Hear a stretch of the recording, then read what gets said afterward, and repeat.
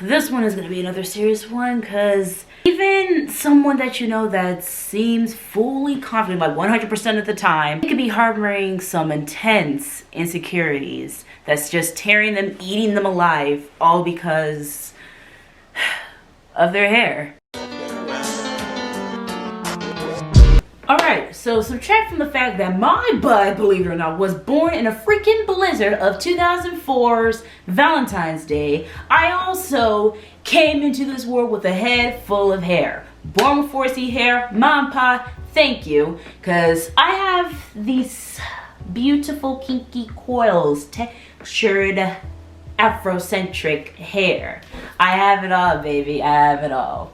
But I wasn't really 100% with it even as a little kid, when I really didn't have to worry about it, because mom and sometimes my aunts and like any other female friend would just hook up my hair. But mostly my mom was the one who would get her fingers in her head in my hair, because she rarely trusted that many people. Like, she trusted like a couple of family friends and stuff, now that I think about it. But most of the styles that you see right here on the screen, those styles she did by herself. And I love you, mommy, thank you, because I know the wrist was tired. They was tired. And I love those styles. As a little girl, I loved the barrettes and the beads and the twists and all that stuff. And my friends liked it too. Like, I loved all that attention of me being a cutie pie. But all that changed obviously as I got older, because it's okay to have those styles, well, according to society, to have barrettes and beads and stuff in your hair when you're like 6, 7, 5, maybe 4, yeah, 4, 3. But I think when you get to like tweens, almost into your teens, it's not that cute anymore. And I think I stopped wearing mine when I was, wow, I think I stopped wearing mine before I turned 10. So 9 was really the cutoff for like barrettes and beads and stuff. I think I might be talking out of my behind, but I don't know. It's hard to recall those times, because I was like on and off. Okay, that's a better term for it. I was on and off with like the beads and the barrettes because I wanted to step out of that, if you may, because I thought that at the time, actually no, leading into middle school, it was going to be childish and people weren't going to think that was cool. They were going to think that, oh, you're such a baby, oh, you're this, that, and the third, which I'm not. So I decided to ditch those. But then it's like, what else do I do with them? And I'll tell you what, I had a whole bunch of braids. Braids here, braids there, braids everywhere. But after a while, it started to not feel fresh at all, because one, my forehead looks super duper, super scuba fly and big as heck, yo. Like, I went from being a 4-head to a freaking 5-head.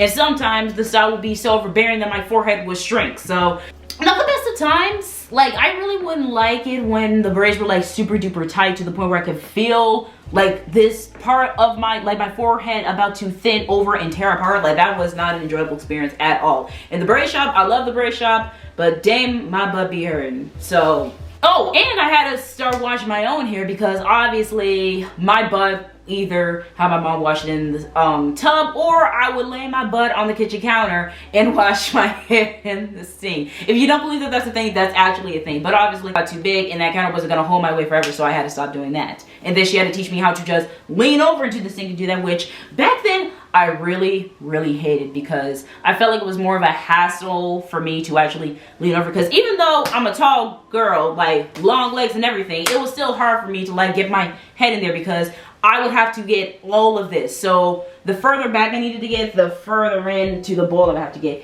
And so I would literally stand on my tippy toes. Like, it was not fun at all. Cut forward from, yeah, to the end of my middle school days. So like after, well, no, around 8th grade graduation, I'm sorry, I'm drawing a blank. That's when I started to get into the idea of, forget my natural state hair, forget my afro and stuff, why don't I try straight hair? And keep in mind, for some years I actually have been wanting, or just fiending for straight hair, because I thought it was the easiest. Now that's not true, now that I'm saying it right now, but back then I thought that was true, because your hair can flow in the wind, you can lie on it without putting on a bonnet, you ain't gotta braid it and do all this other stuff, and I thought that it was just easy. But I bet a lot of my straight hair people, you could definitely agree that it's probably not easy, right? I mean, every hair type has its hard days and stuff, but I really didn't understand that.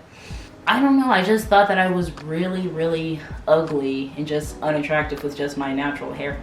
out and stuff. And it didn't help because I didn't make an effort to like maintain it. Literally, I was walking out thinking that my afro unpicked, unmoisturized, because remember, for the million freaking time I got dry hair, and even though I felt it, it was brittle and all this stuff. Like, just look at this. And then I would experiment with like baby hairs and stuff, and they didn't even look right. Like, I didn't understand that they gotta be slick. You can't have them like bumping up, otherwise it's not gonna look right.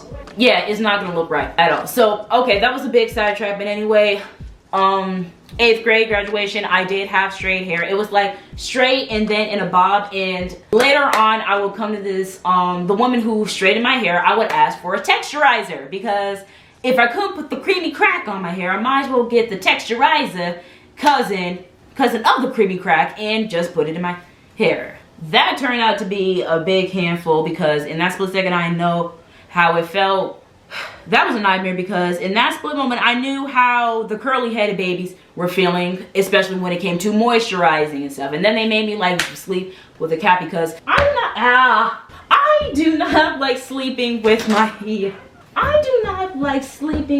hair wet and in a cap in the bed. Like, I would rarely do it and just get it over if I really have to have a hairstyle. But back then I wasn't having it. I really wasn't. And after a while the texturizer got unappeasing, and I wasn't getting the attention that I wanted, probably because I didn't know what to do with it. It was literally my afro, but the curls were looser, and I think it just made it worse. So again, I was in that dark stage where I just didn't know what the heck to do with my hair at all. And I was just stuck in the mind frame that my mom was going to do my hair, even though she would constantly just nag and complain to me that I need to start doing my own hair, that I'm too old for her to be doing my own hair, because I actually have a couple of friends who have been doing their hair since before they even hit double digits. And here I am in my double digits in high school, freshman in high school, sophomore in high school, still having my mom do my hair. Even some simple hairstyles I just couldn't do. Unless I was just going to keep it in the house and not go out, because Lord knows that I would not step out the house with my hair looking like a hot mess. No ma'am.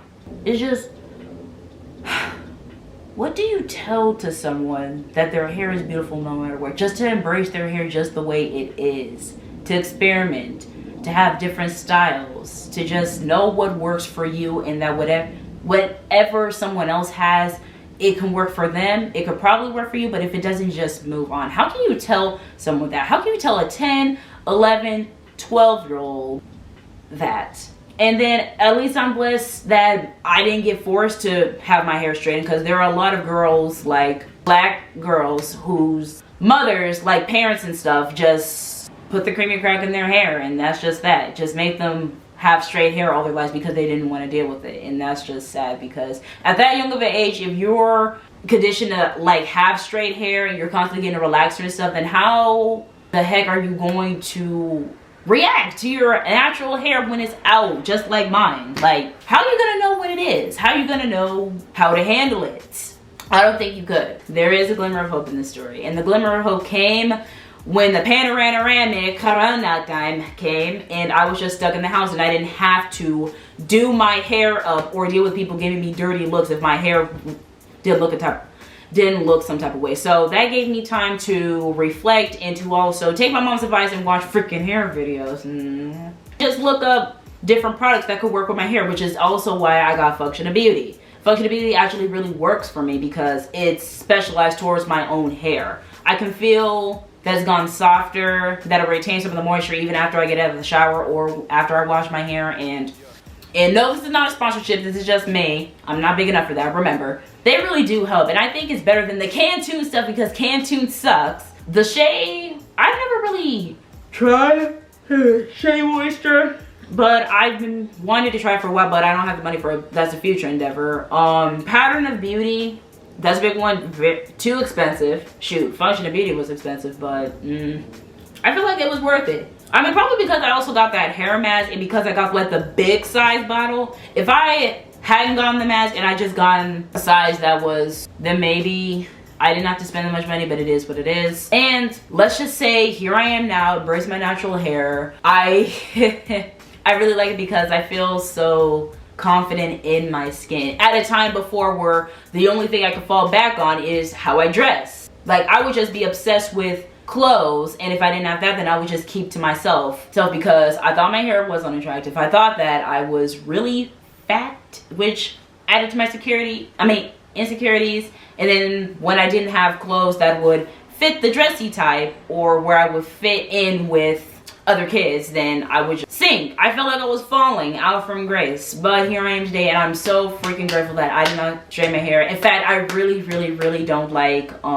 straightening my hair at all, unless it's for a specific style that would require me to straighten my hair, like finger waves. Finger waves, I feel like you need to straighten your hair for, only so it looks right. Even if I stretch it out, I feel like it's not gonna look like it would have to be straightened. My G, straighten and then cut. But what are the chances that I'm ever gonna get finger waves? Who knows?